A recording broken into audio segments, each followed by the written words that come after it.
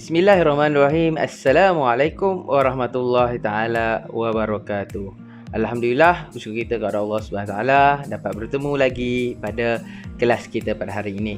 InsyaAllah hari ini Ustaz akan mengajar topik untuk tingkatan 1, iaitu dalam bidang fiqh yang tajuknya konsep ibadah dan jenis hukum.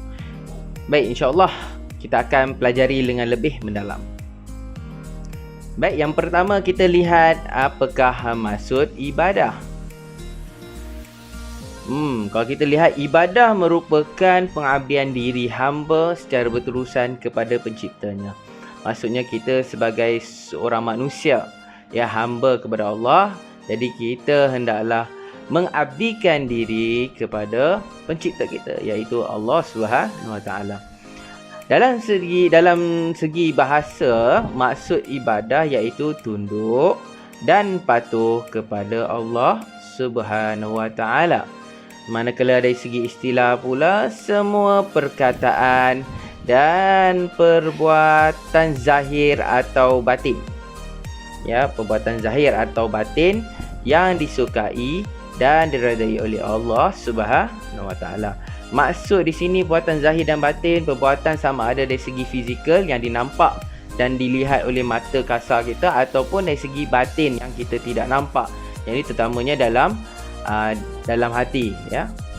Baik, seterusnya Al-Quran menjelaskan bahawa tujuan utama manusia diciptakan adalah untuk beribadah kepada Allah Subhanahu Taala. Kena ingat tu.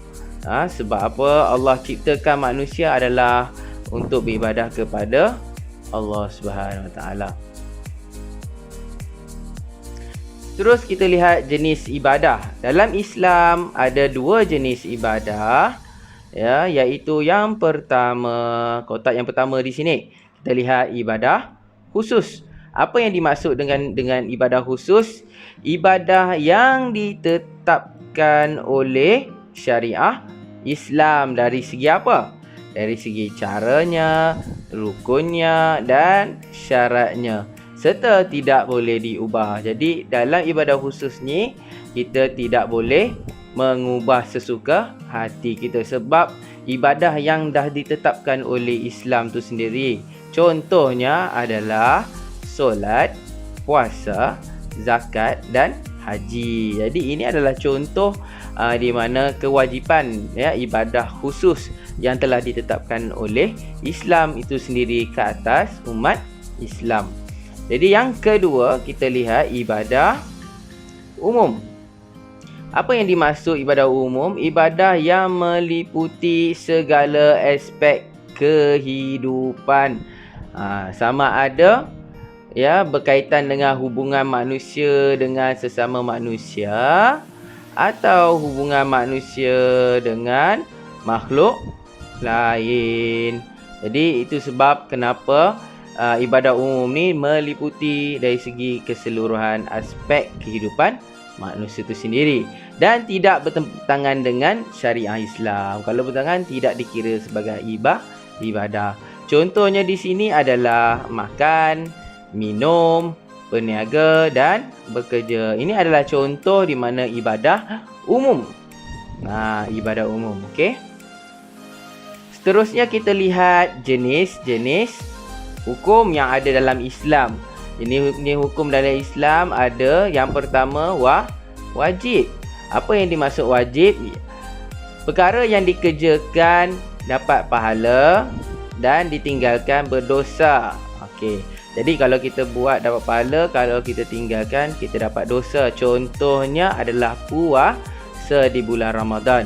Jadi puasa adalah wajib. Jadi kalau kita buat dapat pahala, tapi kalau kita tinggalkan dapat dosa. Yang kedua adalah sunat atau sunnah. Bila dikerjakan dapat pahala, tapi kalau kita tinggalkan tidak berdosa. Contohnya adalah solat sunat ataupun puasa sunat yang selain daripada bulan Ramadan. Jadi contoh kita puasa sunat hari Isnin dan Khamis. Jadi itu adalah kalau kita buat dapat pahala, tapi kalau kita tinggalkan tidak dapat dosa. Okey.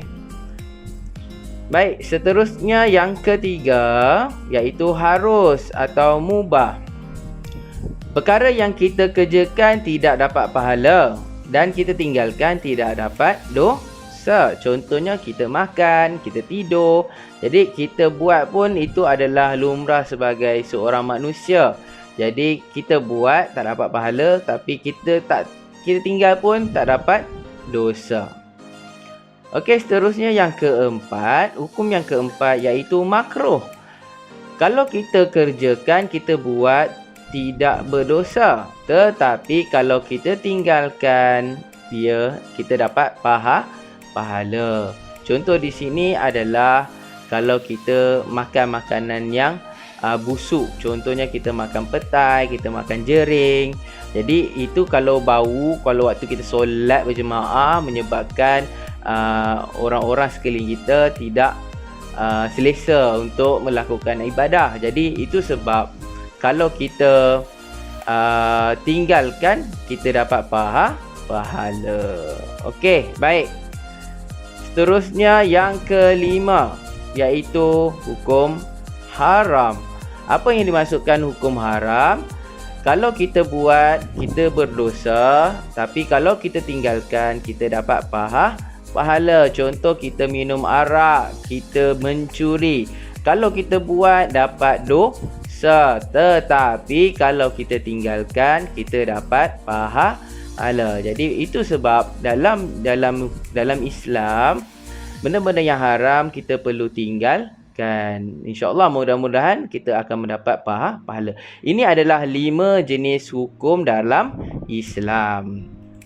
Baik, jadi itu sahaja untuk kita punya penerangan dalam topik ini. InsyaAllah kita akan jumpa lagi selepas ini. Okey, jadi itu saja daripada Ustaz. Mudah-mudahan pelajar semua dapat sikit sebanyak tentang ilmu pada hari ini. Jadi insyaAllah kita akan jumpa lagi. Baik, Assalamualaikum warahmatullahi taala wabarakatuh.